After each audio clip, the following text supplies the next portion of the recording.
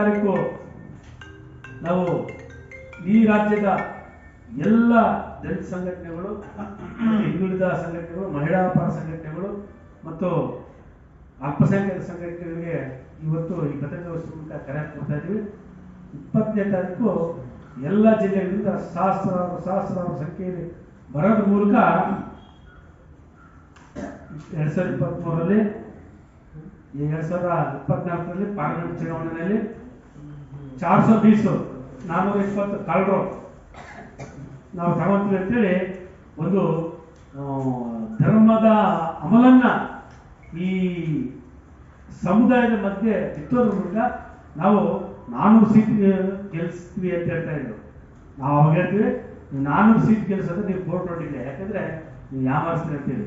ನಾವೆಲ್ಲ ಸೇರಿ ಈ ದೇಶದಲ್ಲಿ ಏನು ಮಾಡಿದ್ವಿ, 400 ಕೇಳಿದ್ರೆ 200 ಕೂಡ ನಿಮಗೆ ದಾಟ ಬಿಟ್ಟಿಲ್ಲ ನಾವು. ಇದು ಈ ದೇಶದ ಸಂವಿಧಾನ, ಈ ದೇಶದ ಬಾಬಾ ಸಾಹೇಬ್ ಅಂಬೇಡ್ಕರ್. ಈ ಬಿಜೆಪಿ ಇವತ್ತೇನು ದೊಡ್ಡ ಷಡ್ಯಂತ್ರ ನಡೀತಾ ಇದೆ ದೇಶ ಮತ್ತು ರಾಜ್ಯದಲ್ಲಿ. ಸಂಘ ಪರಿವಾರದವರು ಮನೆ ಮನೆಗೆ ಅಂಬೇಡ್ಕರ್ ತಲುಪಿಸ್ತಾರಂತೆ. ಮನೆ ಮನೆಗೆ ಅಂಬೇಡ್ಕರ್ ತಲುಪಿಸಿ 40 ವರ್ಷ ಆಗಿದೆ. ದಲಿತ ಸಂಘಟನೆಗಳು, ಬಹುಜನ ಚಳುವಳಿ ದೇಶ ಮತ್ತು ರಾಜ್ಯದಲ್ಲಿ ಮನೆ ಮನೆಗೂ ಅಂಬೇಡ್ಕರ್ನ ತಲುಪಿಸ್ಬಿಟ್ಟಿದೆ. ಇವ್ರು ಮನೆ ಮನೆಗೆ ತಲುಪಿಸ್ಬೇಕಂತೆ. ನಾನು ಹೇಳ್ತಾ ಇದ್ದೀನಿ, ನಿಮ್ಮ ಮನೆ ಮನೆಗೆ ನೀವು ಅಂಬೇಡ್ಕರ್ ತಗೊಂಡು ಹೋಗೋದಾದ್ರೆ ನೀವು ತಗೊಂಡೋಗ್ರಿ.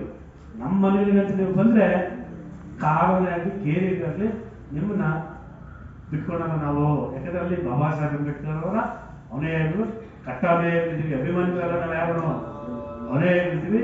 ಅದರಿಂದ ಇವತ್ತು ಇಡೀ ರಾಜ್ಯದ ಎಲ್ಲ ಶೋಷಿತ ಮುಖಂಡರುಗಳು, ಬಹುಜನ ಮುಖಂಡರುಗಳು, ದಲಿತ ಮುಖಂಡರುಗಳು 20ನೇ ತಾರೀಕು ಒಂದು ಕರೆ ಕೊಟ್ಟಿದ್ದೀವಿ. ಸಹಸ್ರಾರು ಸಂಖ್ಯೆಯಲ್ಲಿ ಭಾಗವಹಿಸೋದ್ರ ಮೂಲಕ ಈ ಒಂದು ಸಂಘ ಪರಿವಾರದ ಪಿತೂರಿಯನ್ನ ನಾವು ಇಡೀ ದೇಶಕ್ಕೆ ನಾವು ಸಂದೇಶ ಕೊಡ್ತೀವಿ. ಬಹಳಷ್ಟು ಪ್ರಗತಿಪರ ಹಾಗೂ ಮಹಿಳಾ ಪರ, ರೈತ ಪರ, ಕಾರ್ಮಿಕ ಪರ ಹಲವು ಸಂಘಟನೆಗಳು ಒಂದು ಒಕ್ಕೂಟ ಇದಾಗಿದ್ದು, ಯಾವುದೇ ಒಂದು ವಿಚಾರವಾಗಿ ಒಂದು ಬಹಳ ಸೂಕ್ಷ್ಮತೆಯಿಂದ ಸ್ಪಂದಿಸುವಂಥ ಒಂದು ಒಕ್ಕೂಟವಾಗಿದ್ದು. ಸೊ ಆ ಒಕ್ಕೂಟದ ಒಂದು ಸದಸ್ಯ ಸಂಘಟನೆಯಾಗಿ ಮುಖ್ಯವಾಗಿ ಎಲ್ಲದಕ್ಕಿಂತ ಹೆಚ್ಚಾಗಿ ಮಹಿಳಾ ಒಂದು ಸಂಘಟನೆಯಾಗಿ ನಾನು ಹೇಳಲಿಕ್ಕೆ ಏನು ಇಷ್ಟಪಡ್ತೀನಿ ಅಂದರೆ, ಈ ಡಿಸೆಂಬರ್ 18ನೇ ತಾರೀಕು ಏನು ಅಮಿತ್ ಶಾ ಅವರು ಪಾರ್ಲಿಮೆಂಟ್ನಲ್ಲಿ ಬಹಳ ತುಚ್ಛವಾಗಿ ಬಾಬಾ ಸಾಹೇಬರನ್ನ ಬಹಳ ಈಸಿಯಾಗಿ ತಗೊಂಡ್ಬಿಟ್ರು. ಅಂಬೇಡ್ಕರ್ ಅಂಬೇಡ್ಕರ್ ಅಂಬೇಡ್ಕರ್ ಅಂತೇಳಿ 5 ಬಾರಿ ಉಚ್ಚರಿಸಿ ಅದೊಂದು ಫ್ಯಾಷನ್ ಆಗಿದೆ ಅಂತ ಹೇಳಿ ಬಹಳ ಕೇವಲವಾಗಿ ಮಾತಾಡಿದ್ರು. ಸೊ ಬಾಬಾ ಸಾಹೇಬ್ರ ಹೆಸರನ್ನ 5 ಸಾರಿ ಈ ಥರ ಇಷ್ಟು ಸಾರಿ ಉಚ್ಚಾರಣೆ ಮಾಡೋದ್ರ ಬದಲು ನೀವು ದೇವ್ರ ಹೆಸರು ಉಚ್ಚಾರಣೆ ಮಾಡಿದ್ರೆ 7 ಜನ್ಮಕ್ಕೂ ಆಗೋಷ್ಟು ಸ್ವರ್ಗ ಸಿಗ್ತಾ ಇತ್ತು ಅಂತ. ಆದರೆ ನಾನು ಒಂದು ಮಹಿಳೆಯಾಗಿ ಹೇಳಿಕ್ಕೆ ಏನು ಇಷ್ಟಪಡ್ತೀನಿ ಅಂದರೆ, ನಿಮ್ಮ ಸ್ವರ್ಗ ನರಕಗಳ ಕಲ್ಪನೆ ನಮಗೇನು ಗೊತ್ತಿಲ್ಲ, ಅದೆಲ್ಲ ನಾವು ಕಂಡವರಲ್ಲ. ಆದರೆ ಶತಮಾನಗಳಿಂದ ಬಹಳ ಒಂದು ದಲಿತ ಸಮುದಾಯ, ಅದ್ರ ಜೊತೆಗೆ ಬಹುದೊಡ್ಡ ಒಂದು ಸಮುದಾಯ ಶೋಷಣೆಗೊಳಪಟ್ಟಿದ್ದು ಅಂದರೆ ಅದು ಮಹಿಳಾ ಸಮುದಾಯ.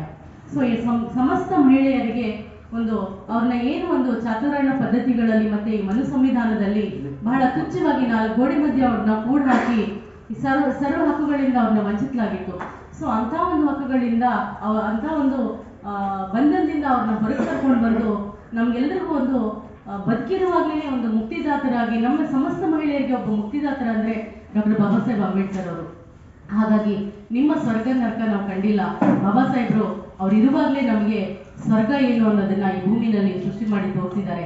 ಇವತ್ತಿನ ದಿನ ಮಹಿಳೆ ಸ್ವತಂತ್ರವಾಗಿ ಚಂದ್ರನ ಹತ್ರಕ್ಕೂ ಹೋಗ್ತಾ ಇದ್ದಾಳೆ, ವಿಮಾನವನ್ನು ಹಾರಿಸ್ತಾ ಇದ್ದಾಳೆ, ದೇಶವನ್ನು ಸಹ ಆಳ್ತಾ ಇದ್ದಾಳೆ. ಸೊ ಅಷ್ಟೊಂದು ಶಕ್ತಿ ಇರುವಂಥ ಹೆಣ್ಣನ್ನ ಮಕ್ಕಳ ಯಂತ್ರವನ್ನಾಗಿ ಮಾಡಿಟ್ಟಿದ್ದು ನಿಮ್ಮ ಮನೆ ಸಂವಿಧಾನ. ಆದರೆ ಡಾಕ್ಟರ್ ಬಾಬಾ ಸಾಹೇಬ್ ಅಂಬೇಡ್ಕರ್ ಅವರ ಕೊಟ್ಟಂಥ ಸಂವಿಧಾನ ಇವತ್ತು ದೇಶವನ್ನು ಆಳುವಂಥ ಶಕ್ತಿ ಕೊಟ್ಟಿದೆ, ನಿಮ್ಮ ಮುಂದೆ ಕುಂತು ಮಾತಾಡುವಂಥ ಶಕ್ತಿಯನ್ನು ಕೊಟ್ಟಿದೆ. ಸೊ ಹಾಗಾಗಿ ಮಹಿಳೆಯರಿಗೆ ಬಹಳಷ್ಟು ನೋವಾಗಿದೆ. ಭಾರತದ ಪ್ರತಿಯೊಬ್ಬ ಮಹಿಳೆಯರು ಬಾಬಾ ಸಾಹೇಬರ ಒಂದು ಋಣದಲ್ಲಿ ಇರುವಂಥವ್ರು. ಯಾವುದೇ ಜಾತಿ ಸಮುದಾಯದ ಒಂದು ಜಾತಿ ಸಮುದಾಯಕ್ಕೋಸ್ಕರ ಬಾಬಾ ಸಾಹೇಬರು ಹೋರಾಟ ಮಾಡಲಿಲ್ಲ. ಎಲ್ಲ ಇನ್ಕ್ಲೂಡಿಂಗ್ ಬ್ರಾಹ್ಮಣ ಹೆಣ್ಮಕ್ಳಿಗೋಸ್ಕರ ಸಹ ಒಂದು ರೈಟ್ಸನ್ನ ಅವ್ರಿಗೋಸ್ಕರ ಹೋರಾಟ ಮಾಡಿದಂಥವ್ರು. ಹಾಗಾಗಿ ಈ ಬಾಬಾ ಸಾಹೇಬರಿಗೆ ಎಲ್ಲೇ ಒಂದು ಅಪಮಾನ ಆದರೂ ಯಾರೇ ಭಾರತದ ನಾಗರಿಕರಿಗೆ ಪ್ರತಿಯೊಬ್ಬರ ಒಂದು ಕರ್ತವ್ಯ ಆಗುತ್ತೆ ಧ್ವನಿಯನ್ನು ಎತ್ತಲಿಕ್ಕೆ, ಆ ವಿಚಾರವನ್ನ ಖಂಡಿಸುವಂಥದ್ದು. ಇಲ್ಲಾಂದ್ರೆ ಅವ್ರು ನಿಜವಾಗ್ಲೂ ಒಂದು ದೇಶದ್ರೋಹಿಗಳು ಅಂತಾನೆ ಕನ್ಸಿಡರ್ ಮಾಡಬೇಕಾಗತ್ತೆ.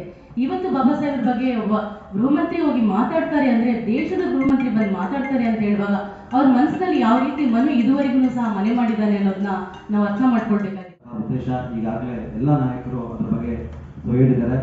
ಸೊ ಅಮಿತ್ ಶಾ ಅವರು ಡಿಸೆಂಬರ್ 18ನೇ ತಾರೀಕು ಪಾರ್ಲಿಮೆಂಟಲ್ಲಿ ಭಾಷಣ ಮಾಡಬೇಕಾದ್ರೆ ಸೊ ನಾವು ಬಾಬಾ ಸಾಹೇಬ್ ಅಂಬೇಡ್ಕರ್ ಅವರ ಜಪ ಮಾಡೋ ಬದಲು ನೀವು ದೇವ್ರ ಜಪ ಮಾಡಿದ್ರೆ 7 ಜನಕ್ಕೆ ನಿಮಗೆ ಸ್ವರ್ಗ ಸಿಗುತ್ತೆ ಅಂತ ಹೇಳ್ತಾರೆ.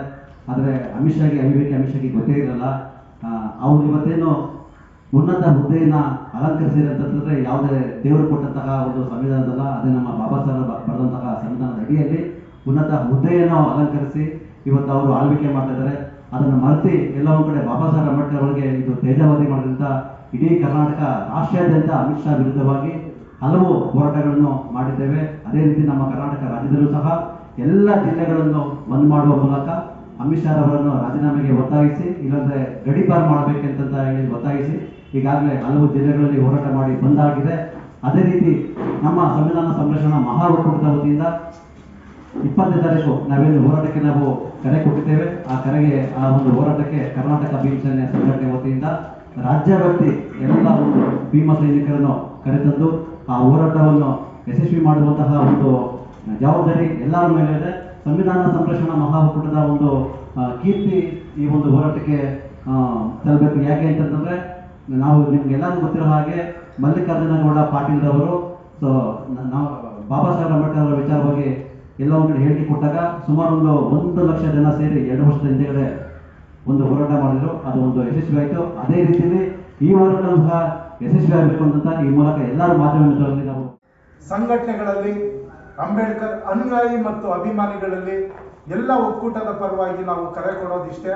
ದಯವಿಟ್ಟು ಸಾಗರೋಪಾದಿಯಲ್ಲಿ ಈ ಒಂದು ಹೋರಾಟಕ್ಕೆ ಬನ್ನಿ, ಹೆಚ್ಚಿನ ಸಂಖ್ಯೆಯಲ್ಲಿ ಬಂದು ಭಾಗವಹಿಸಿ ಈ ಒಂದು ಹೋರಾಟವನ್ನು ಯಶಸ್ವಿಗೊಳಿಸಿ.